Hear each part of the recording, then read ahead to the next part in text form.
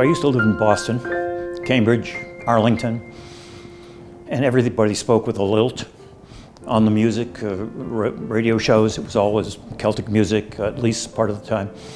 And I came out here, and there was a church in every corner, but nobody spoke with a lilt. There was no Irish community to speak of. And a couple of friends and I, after about 8 or 10 years, decided we needed to have the Irish American Cultural Institute formed in Phoenix. And so with Ray Bowley as the first chair for about a year, and then me for 20-something years, we began bringing folks from Ireland for evening performances. And it was very reasonable financially to get them here. They stayed in somebody's house. We had wonderful programs. And little by little, an Irish community began to kind of coalesce. And then a city councilman, Howard Adams, he went to Ireland, and he just loved it. He had a Danish wife, but he loved Ireland. And when there was a bond issue in 1987, and they were going to have a bond that would pay for the Japanese Culture Center over here on the other side of the island, Howard Adams said, not unless we get an Irish Center. And that was the magic moment. There was a meeting of all the organizations. There were lots of little splinter organizations. And I remember when Bill O'Brien was trying to bring order out of this rabble. I mean, it was like an Irish village. There were 40 or 50 dance groups, and everybody you can imagine in the room. And I said, let's have a steering committee. And so we did a steering committee. We brought the center into existence. We had to raise another $600,000. Bill O'Brien was wringing the necks of everybody with any dollars in the bank. We finally got the money. We had to clear a 25-inch sewer line that ran under this site, which cost us several $100,000. The city gave us lease of, $1 a year lease on the land, but we had to get that sewer out of there. And we managed to build the center, just the first building or two, and now we have the library. And that has resulted in coalescing in a way which I think is not even duplicated in my native Boston. In Boston, the Irish Center is a circle of rocks in a parking circle on a busy street in Boston, and a one-room thing that's right down the street from that. It's nothing like this, and the activity is nothing like this here. So I was not on the steering committee.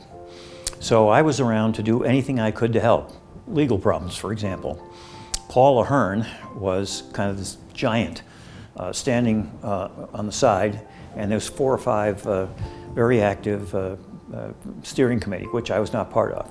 However, the Hunger Memorial was coming up at the same time. And something like 16 people wanted to be involved in designing the Hunger Memorial. This was a recipe for disaster. That meeting was held in my living room in my house, and we must have had 40 meetings. So St. Joseph's Hospital in this town commenced in 1895 with 5 Irish sisters taking a 3-room house and commencing an incredible hospital, what it has come to be. And if you go to that hospital compared to others, you get this feeling there's a religious presence in the hospital. They don't only treat Catholics, but everything about the mindset of the people is a religious mindset about the treatment and the way they deal with people. I think that if you are born with an Irish heritage, you have a love of places, you have a love of history, you have a love of gab, your family and your relations and the history and the community that you come up through. It teaches you to do public service, and it teaches you that place is important. Place is the starting place or starting point for all that comes thereafter. And this place is such an extraordinary place from which to make things happen in the Irish community and to remember who we are. And we're going through a terrible time for immigrants and the fate of this country right now. And Irish immigrants are 20–30% of this country. And we are the keepers of the flame. We need to say it's not right to slander and harm people because of their language or culture. It is not right to deprive them, like the penal laws of 1603 did, of their religion, their ability to own property, their chance to get ahead, get education, practice their religion, remember their language. And so we are the keepers of the flame.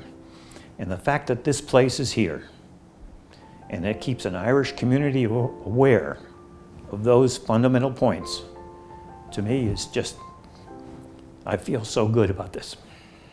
So I know the history of this award, and I remember going to John McCain, who was kind of an idol of mine. I remember going to Barbara Barrett, a friend and a very extraordinary woman, and then to Craig Barrett, her husband, a businessman of incredible value to this community, to Michael Crow. You know, it is such an amazing feeling to me that I'm sitting here talking to you about this award going to me. I'm more than humble, and I'm just flummoxed that I'm getting this award. And when I say I'm humble, I stand on the shoulders of people like Paula Hearn, Sean Pryor, Sean Lee, Mary Moriarty, Jim Doherty, all these people that were so active as we brought this place out of the ground. And it is such a thrill to be here and to be talking about this award.